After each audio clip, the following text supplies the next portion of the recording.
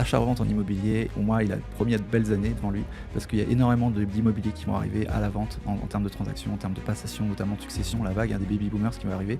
Que l'immobilier, d'un point de vue général, ça reste quelque chose de très rentable quand on s'implique dans le projet. Et là, dans l'achat-revente, c'est encore un peu plus qu'un investissement locatif tout simple. La réalité, de toute façon, quand on va voir une banque pour une opération de marchand de biens, c'est qu'elle ne va pas vous prêter 100%, elle va vous prêter 80%. Il faudra mettre 20% d'apport, de manière générale. Si l'opération se passe bien, il peut réenchaîner une opération, donc le banquier peut trouver beaucoup d'intérêt aussi à l'opération. Il faut avoir un banquier là-dessus qui va vous suivre. Est-ce que toi, tu as des tips? Comment vous faites? Est-ce que vous avez des chasseurs de biens? Comment on fait? Le off-market, ça peut être avec ce même agent, mais avant qu'il publie, au moment où il a déjà fait l'estimation, donc il sait à peu près combien il va estimer. On a une petite fenêtre en général avec l'agent. Si on commence à avoir un relationné avec lui, de peut-être 2 jours. Après, je voudrais quand même peut-être tordre le cou à une idée un peu reçue en se disant voilà, je vais prendre un bien off-market, je vais faire une bonne affaire. Mais c'est absolument pas le cas. Et aujourd'hui, sur l'art de la gestion patrimoniale et financière, on va parler d'immobilier. On va parler de comment passer d'un rendement de 5% à 100% de rendement grâce à l'achat-revente. Et aujourd'hui, j'ai la chance d'avoir Paco Débonnaire pour parler de ce sujet. Donc merci à toi d'être là, Paco. Salut Jérémy, merci de m'accueillir. Est-ce que tu peux déjà recommencer par te présenter? Tu étais venu il y a presque 2-3 ans sur le podcast. J'aimerais bien qu'on refasse un petit bilan de qui tu es toi et pourquoi tu es spécialiste pour parler de ce sujet-là au final. Ouais, merci beaucoup pour ton accueil encore. Moi, je suis background financier, j'étais analyste financier pendant 15 ans en banque, agence de rating, et puis j'ai migré vers l'immobilier donc il y a 3 ans pour faire de l'activité marchand de biens. Je faisais beaucoup de locatif avant et puis je me suis mis à 100% depuis 3 ans en marchand de biens. Et en parallèle, donc j'anime un podcast qui s'appelle Les Investisseurs 4.0 depuis 5 ans sur les finances perso, dont tu étais un invité il y a quelques temps.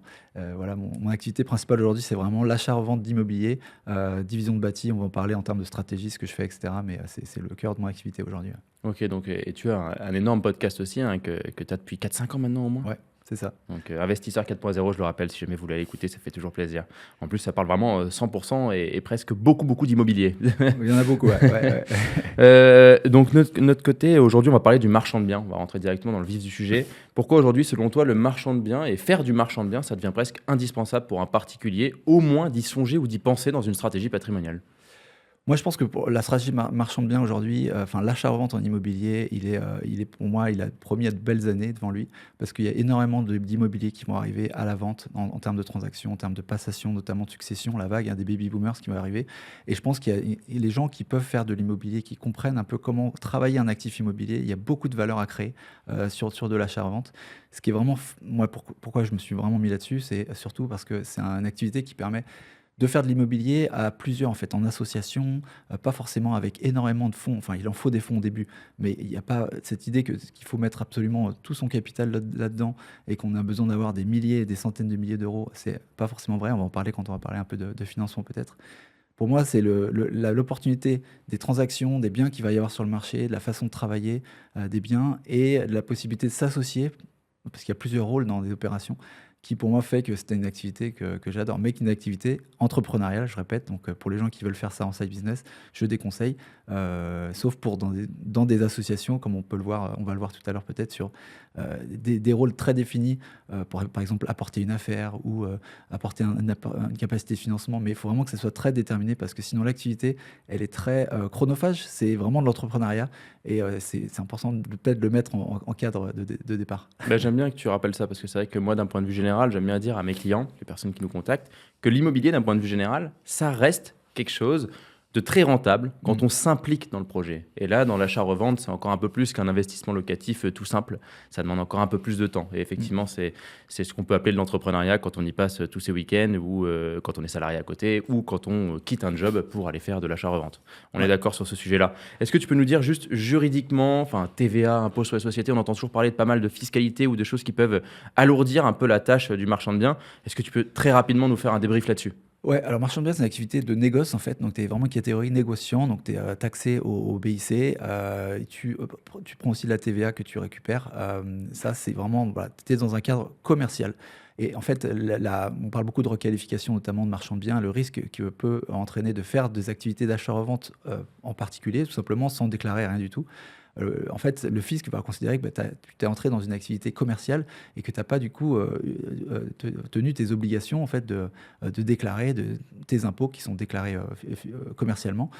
Pareil pour la TVA, tu n'auras pas la possibilité de récupérer ta TVA parce que tu es en particulier. Et puis, bah, tu es taxé en fait à l'IS, tout simplement. C'est vraiment un régime de société, de négoce, une activité de commerçant. Donc attention, quand on fait de l'achat-revente, on peut faire effectivement une opération sur un bien dans lequel on habite. Ça, c'est typique. En fait, on va habiter, on La va être fameuse en plus, résidence principale. voilà, résidence principale, exonérée de la plus-value. Ça, c'est encore un truc intéressant à faire. Mais encore une fois, il faut vraiment montrer qu'on n'est pas dans une opération ni habituelle, ni dans l'intention d'acheter pour revendre. En fait, si ces deux caractéristiques qui font que le fisc identifie qu'on a une activité de fait, de facto, marchand de biens, même si on est particulier, même si on est en nom propre, on a acheté le bien, mais de façon répétitive, encore les deux critères, habitude et intention, là, on peut passer en marchand de biens. Et le risque de ça, si on a déjà fait beaucoup d'opérations et qu'on est retoqué derrière, c'est que c'est rétroactif. Ouais, jusqu'à 3-6 ans. Dur. Voire même un peu plus. Quand on trouve quelque chose, ça peut même pousser un peu plus. Ouais. Donc effectivement, là-dessus, faites bien attention, c'est réglementé. Et quand il y a un cadre réglementaire, il faut juste le respecter. Normalement, tout se passe bien derrière. C'est ça. On est d'accord. Sur le vrai sujet du marchand de biens, tu en as parlé très brièvement dans ton introduction. Le sujet qu'on entend souvent, c'est comment je lève des fonds. Tout le monde va me dire, moi, quand j'ai des clients qui viennent me voir, je ne peux pas faire de marchand de biens, on me demande 200 000 euros d'apport parce que c'est un projet à 300 400 000 euros, il faut que j'apporte un gros montant. Est-ce que c'est la réalité ou pas? Et comment on lève des fonds? Ouais. La réalité, de toute façon, quand on va voir une banque pour une opération de marchand de biens, c'est qu'elle ne va pas vous prêter 100%. Elle va vous prêter 80%. Il faudra mettre 20% d'apport, de manière générale. Après, la banque, elle ne prête pas non plus à n'importe qui. Même les 80%, elle ne va pas les donner si elle ne voit pas qu'on a quelqu'un qui est en face, qui est bien accompagné, bien structuré, formé, qui connaît son métier, qui a son expérience. Alors comment, dans ce cas-là, on a un prêt si on n'a jamais d'expérience? Ah oui, j'ai envie de te dire, si je commence...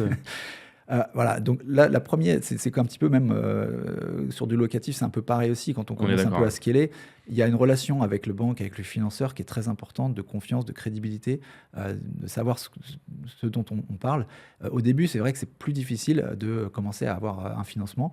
Les points d'accès avec le banquier, ça va être les connaissances, l'association avec quelqu'un qui soit il a de l'expérience, soit qui a déjà un apport conséquent, un patrimoine qui peut mettre peut-être sur la table sur une première opération. En fait, le premier pas, il va peut-être être un peu plus, il va falloir convaincre un petit peu plus le banquier qu'on est capable de faire et surtout qu'on a les épaules, qu'on est surtout accompagné. Donc ça va vraiment être, à mon avis, l'association, le truc, le principal intérêt là-dedans. Et après, on peut emprunter, on a une crédibilité, on emprunte auprès de la même banque et puis ça continue, ça va bien. L'autre chose quand même à avoir en tête par rapport aux 20% d'apport, c'est que c'est aussi quelque chose qu'on peut lever, entre guillemets. En tout cas, on peut, nous, être opérationnel sur l'opération. On a trouvé le deal, on l'opère, donc on trouve la valeur, on transforme, on revend. Il y a plein de rôles indifférents pour qu'une opération de A à Z, elle soit complétée. Et l'apport, ça peut être quelque chose qu'on rémunère auprès de quelqu'un qui a confiance en notre projet, pas le banquier du coup, mais quelqu'un d'autre, un financier, qui lui a les fonds, a la confiance, il veut avoir un peu plus de rendement qu'une personne lambda, il comprend le projet, il veut être dedans.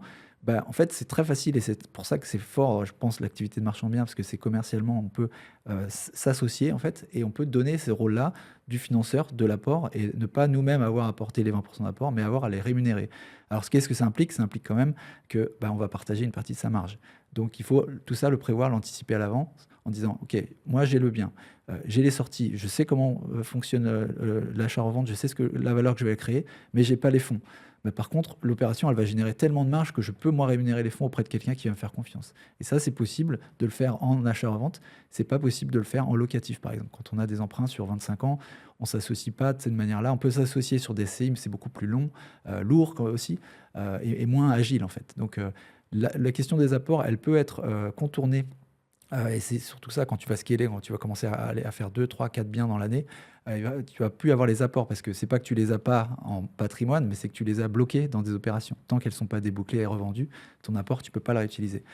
Donc ça peut se poser cette question-là aussi. Sujet, là. Ouais, voilà, ouais. En fait, on cherche aussi des personnes qui ont le cash, on cherche des personnes qui financent, et on cherche les personnes qui vont structurer l'opération et réaliser au final les travaux, ainsi de suite. Donc en fait, on peut être plusieurs. C'est une vraie association. J'aime bien le terme que tu utilises depuis le début, parce que même le banquier fait partie de cette association, parce que lui aussi, il va y gagner par le taux d'intérêt qu'il va proposer, par les frais de dossier, ainsi de suite. Donc lui aussi va y gagner. Si l'opération se passe bien, il peut réenchaîner une opération. Donc le banquier peut trouver beaucoup d'intérêt aussi à l'opération. Il faut avoir un banquier là-dessus qui va vous suivre. Et ça, c'est intéressant. Sur le sujet de l'apport, je trouve ça intéressant de se dire aussi qu'on peut très bien se dire, OK, moi je vais faire du marchand bien, mais différemment, c'est moi qui vais apporter les fonds. Ouais. Je ne vais pas m'occuper de l'opération. Moi, je vais peut-être gagner 10, 15, 20% de rendement sur cet apport, mais je ne vais pas m'occuper de l'opération qui peut faire un rendement bien plus intéressant. On en parlera par la suite. Donc toi, de ton côté, maintenant, j'ai envie de dire que le vrai sujet au final, c'est comment on trouve le bien à fort potentiel. Comment on trouve ce bien? Ouais.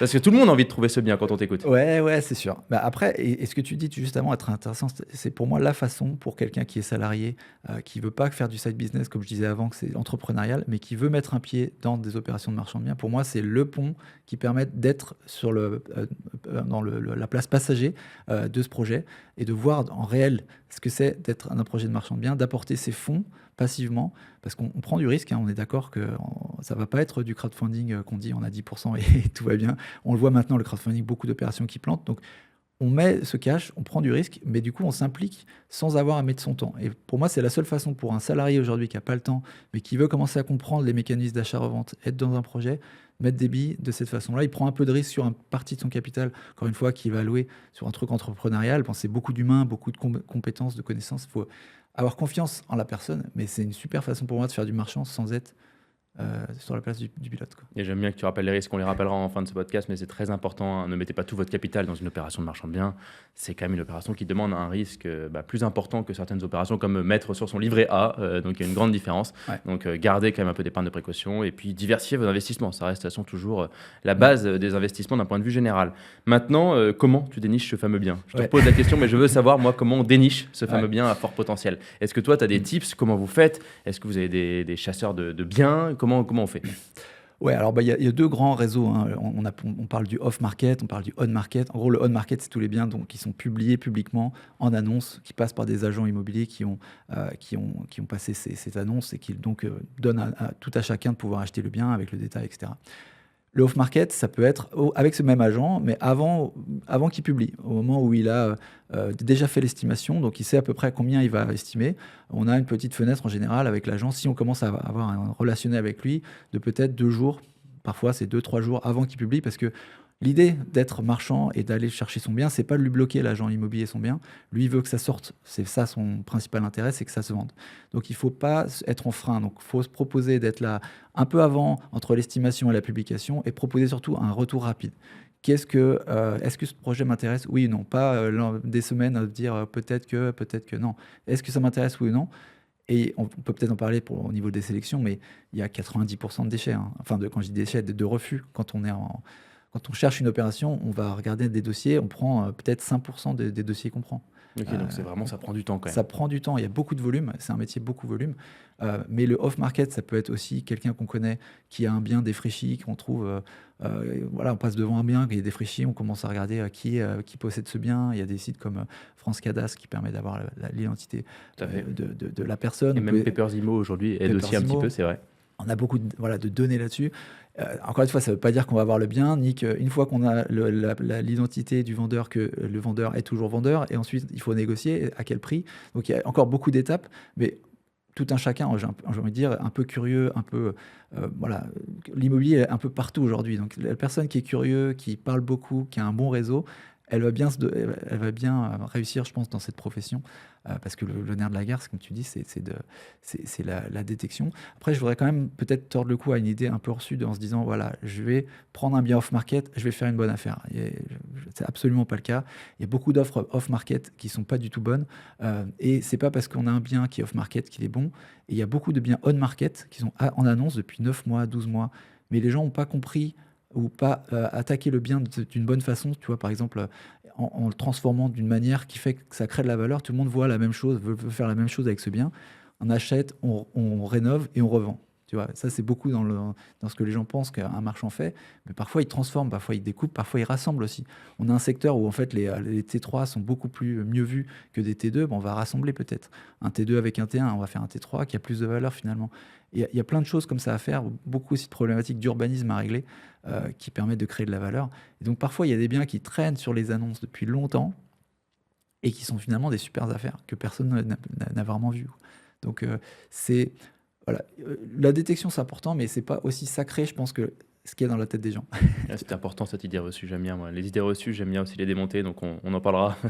De ton côté, comment, j'aime bien parce que chaque fois je fais le rebond sur ce que tu viens de me dire, hein, comment gérer la partie administrative, la partie travaux, comment gérer tout ça? Parce qu'au final, c'est souvent, vraiment, je pense que là, c'est pas une idée reçue, c'est ce qui fait peur à tout le monde, c'est la Mm. partie travaux.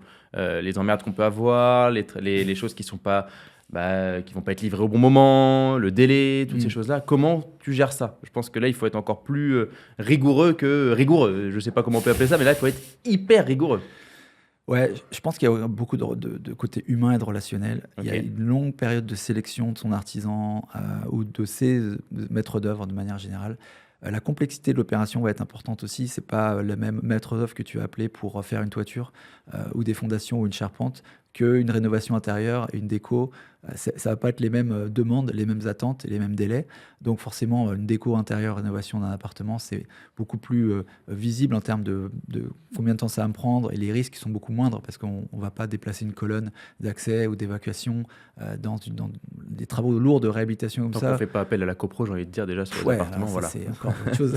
C'est ça. Parce que ça, c'est autre chose, hein. C'est encore autre chose. Mais je pense qu'il y a une période longue de sélection avec son artisan qui nous donne des bons travaux et des travaux forfaitaires le plus possible. C'est-à-dire quand ils vont nous faire un devis, c'est sans les travaux supplémentaires. Quelque chose vraiment de... Après, on se donne toujours des aléas, hein, et ça, c'est dans la modélisation du deal qu'il faut se laisser toujours des aléas. C'est-à-dire l'entrepreneur, il nous donne un devis à 50 000, on va faire 50 000 plus 10%. Dans notre calcul, toujours être au plus pessimiste. Les délais, toujours être... se donner un petit mois de latence aussi sur la fin des travaux. Donc, j'ai envie de te dire, en fait, il n'y a pas vraiment de formule magique. Par contre, anticiper le maximum, c'est quand même le mieux. Même les aléas qui arrivent dans tous les cas. Et ça, encore une fois, c'est ce qui est absorbé par la marge. Parce qu'il y a aussi l'autre idée reçue, c'est que la marge, comment ça, vous prenez 50 000, 100 000 de marge? Mais en fait, on prend des grosses marges pour le risque que l'on est prêt à prendre. Et parfois, le risque, quand plus il est gros, plus on va aller chercher de la marge. Des fois, on va sur des 50% de marge parce qu'on sait qu'il y a un gros risque que l'opération, elle plante. On va devoir nous mettre de l'argent en amont pour faire les études, géomètres, experts, etc. Donc, effectivement, si ça passe, ça passe. Si ça passe pas, voilà, il faut que ça puisse s'absorber, la marge. Ça sert à Ok, ça aussi. très intéressant. Ouais. Du coup, tu fais encore un rebond sur la question qui arrive après. Mais avant ça, je vais vous demander, moi, de continuer à vous abonner à notre chaîne YouTube. N'hésitez pas à tout simplement cliquer sur le bouton s'abonner ou la petite cloche pour pouvoir recevoir à chaque fois la prochaine notification, la prochaine vidéo qui arrive, le prochain invité. C'est important pour nous, vous le savez, que ce soit sur Spotify, Apple Podcasts ou YouTube. N'hésitez pas à vous abonner. Vous êtes nombreux à nous écouter, mais à ne pas s'abonner. Maintenant, on parle performance. Parce que moi, je veux qu'on parle performance, je veux qu'on parle chiffres. De ton côté, quand vous faites une opération de marchand de biens, bon, le titre était un peu racoleur, mais est-ce que c'est vrai? Et comment on peut calculer cette performance? Comment passer d'un rendement locatif de 5%, c'est-à-dire je prends un appartement de 100 000, j'ai 5 000 euros de loyer par an, c'est à peu près cohérent, à un rendement non pas de 5%, mais de 100% sur une opération de marchand de biens, voire plus. Est-ce que tu peux m'en dire un peu plus sur le calcul déjà de la performance et sur cette performance, est-ce qu'elle est réelle ou pas? Ouais, la performance est réelle, mais tu peux seulement la percevoir et en parler que quand l'opération est débouclée. Donc déjà, premier truc, quand on parle de marge, il y a la marge estimée au début quand tu modélises le projet. Tu regardes l'achat, tu regardes les frais de notaire, tu regardes les travaux, les frais d'études, etc. Et puis, et le portage financier. Attention, très important aussi en marchand, c'est qu'il y a un grand coût qui est oublié souvent, c'est le temps que moi je porte le projet avant de le revendre. La banque te prête, je t'avais dit à 80% du projet, mais te prête à des taux, moi c'est 7% par an sur 24 mois. Donc j'ai 24 mois pour revendre, sinon je suis vraiment dans la galère. Et ces 7%, ça coûte sur des projets à 200, 300, 400 000. Pendant le temps en fait, où tu fais tes travaux, toi tu es propriétaire, tu payes à la banque tous les mois à un taux de 7%. Donc c'est quand même important. Et ça parfois ça peut vraiment tuer des projets, tuer le coût du projet. Donc c'est important de tout calculer dans les coûts. Regardez la marge qui va être dégagée virtuellement sur ton projet et prendre la décision d'y aller ou pas en fonction de ce niveau de marge. En général, on demande 20% de marge pour aller sur un projet. C'est ce que le marchand sur la place demande. Et ça, encore une fois, ça absorbe pas seulement la performance, mais aussi le risque qui va derrière pour pouvoir se retourner si jamais il y a un retournement de marché et que le prix de vente, finalement, il n'est pas de 100 000, il est de 70 000. Tu vois. Ça va nous absorber ça, quoi. Donc, et ensuite, à la fin de l'opération, quand tout est débouclé, tout le monde est payé, là, on regarde la marge constatée. Déjà, il y a un énorme gap entre ces deux-là. Quand on parle de pourcentage de marge, nous on regarde, il y a deux types d'indicateurs de marge.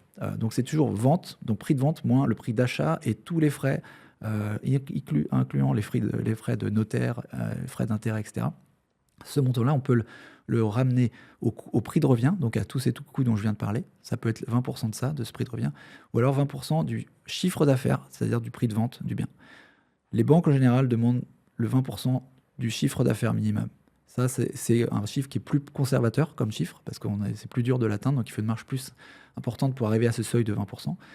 Et si on imagine qu'on a besoin de 20% d'apport pour faire une opération, bah, tu peux assez facilement mettre les deux ensemble. 20% d'apport pour faire une opération, 20% de marge qu'il me faut. En gros, mes 20% de marge, je mets 20% d'apport, je récupère ces 20% en plus. Donc je fais un x2, donc 100% de retour sur investissement en equity, un retour sur investissement. Si on prend cette valeur-là de l'apport qu'on a mis, en fait, le cash qu'on a mis dedans, on le récupère x2 à la fin de la sortie. Ouais, si on a mis 20 000, on va récupérer 40 000 et donc on a fait 100% de rendement. C'est ça.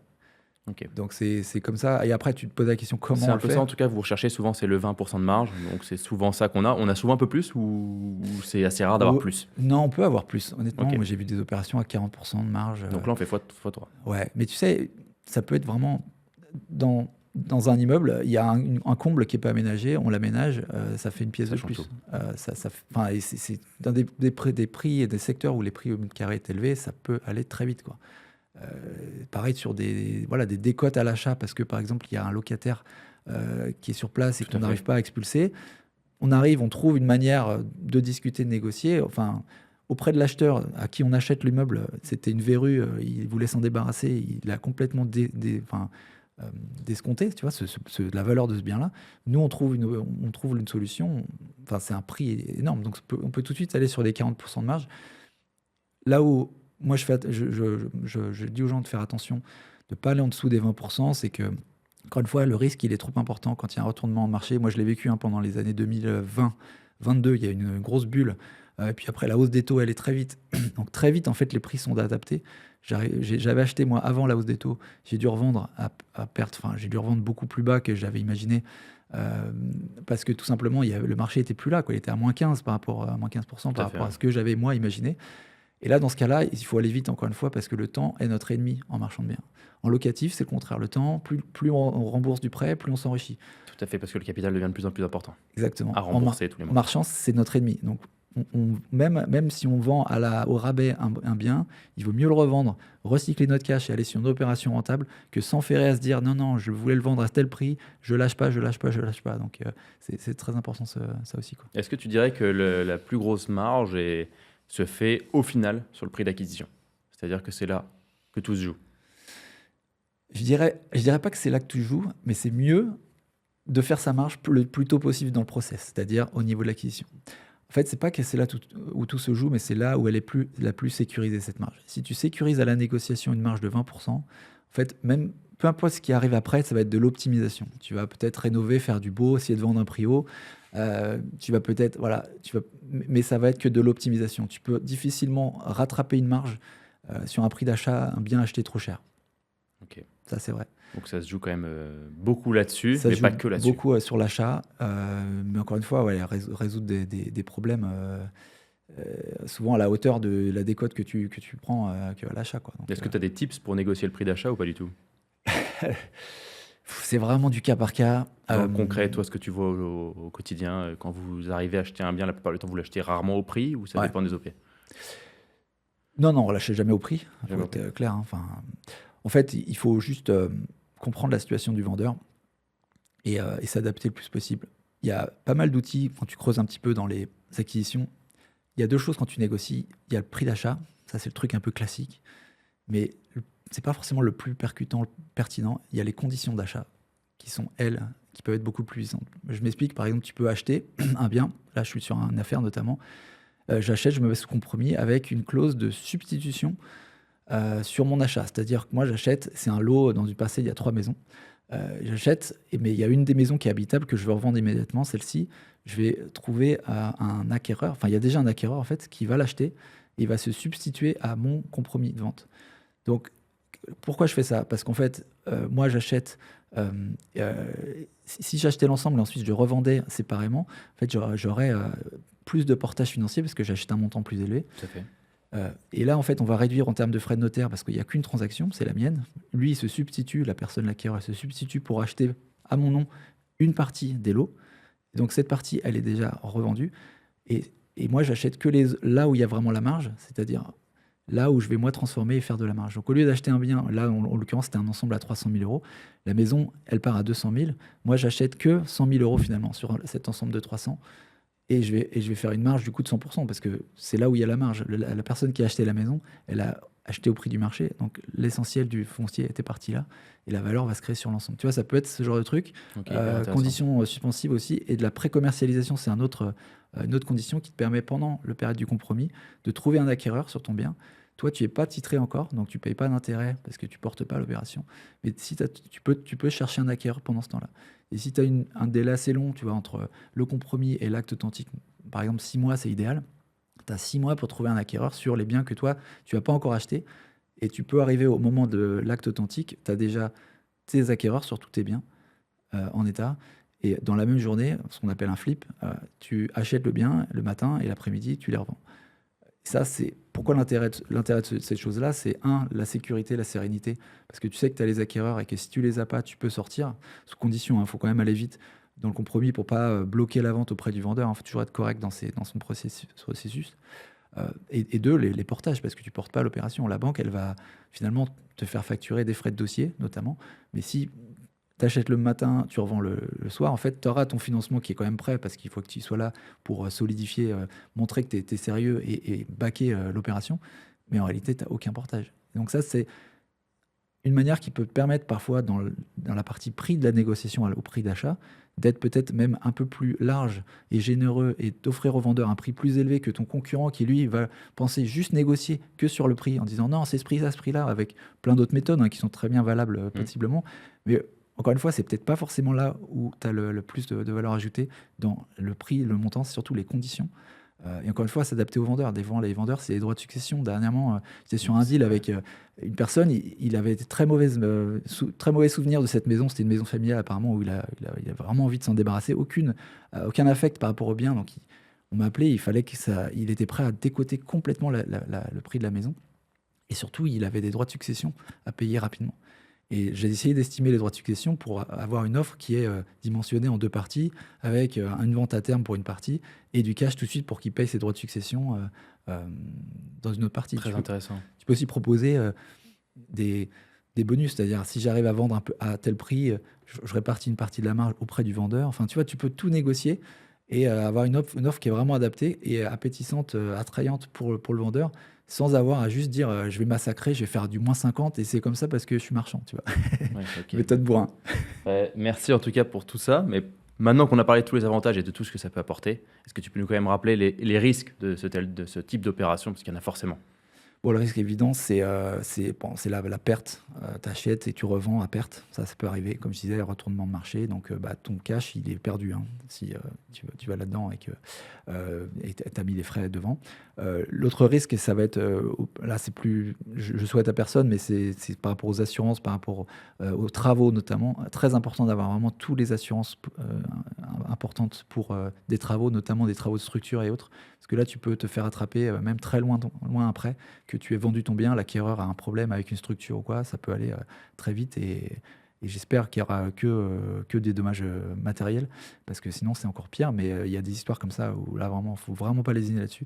Donc ça, c'est les gros risques. Après, je dirais que si tu es bien accompagné et si tu anticipes bien tout ce qui peut arriver de mal, de mauvais dans les situations, le risque, il est quand même maîtrisé, tu vois. Oui, c'est normal. Là, par exemple, je suis sur une opération où je sens qu'il n'y a pas vraiment d'appétence du marché. Je suis encore sous compromis.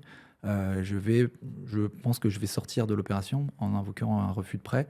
C'est pas quelque chose que je fais de gaieté de cœur, mais c'est un truc que je m'étais donné en option si jamais je vois que le marché n'est pas là, tu vois. Donc, je n'ai pas pris un risque non plus démesuré. Encore une fois, il faut être très, très humain, il faut expliquer beaucoup auprès de tout le monde, des notaires, le vendeur, le banquier.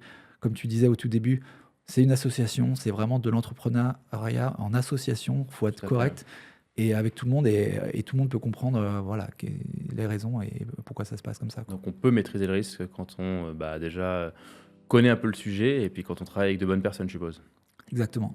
Merci beaucoup, Paco, pour cet épisode. Est-ce que tu peux nous dire aussi où est-ce qu'on peut te retrouver? Puis je crois que tu as fait un petit Google Sheet où on va pouvoir faire des calculs de rentabilité. Est-ce que tu peux nous expliquer un peu ça?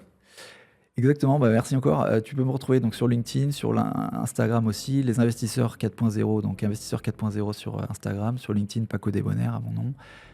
Et je peux créer effectivement, enfin j'ai un Google Sheet qui aidera les gens à calculer leur marge, peut-être qui se posent la question quelle est la marge réelle en fait sur mon bien, et j'ai un Google Sheet que je peux donner sur un lien qu'on verra ensemble pour gratuitement permettre aux gens au moins de se faire une idée du type de marge par rapport à un bien qu'ils auraient identifié. Et puis je suis à dispo s'ils veulent aussi plus d'informations, bien sûr. Il ne faut pas hésiter, hein, Paco. Chouette gars, et puis surtout de très bons conseils, donc n'hésitez pas. Merci beaucoup Paco pour cet épisode fort enrichissant. Merci également à vous d'être toujours aussi nombreux à écouter notre podcast L'Art de la gestion patrimoniale et financière. Vous êtes toujours de plus en plus nombreux, mais n'hésitez pas surtout à liker, partager ou commenter le contenu. Je répondrai personnellement à chaque commentaire. Merci encore et à bientôt. Merci Jérémy.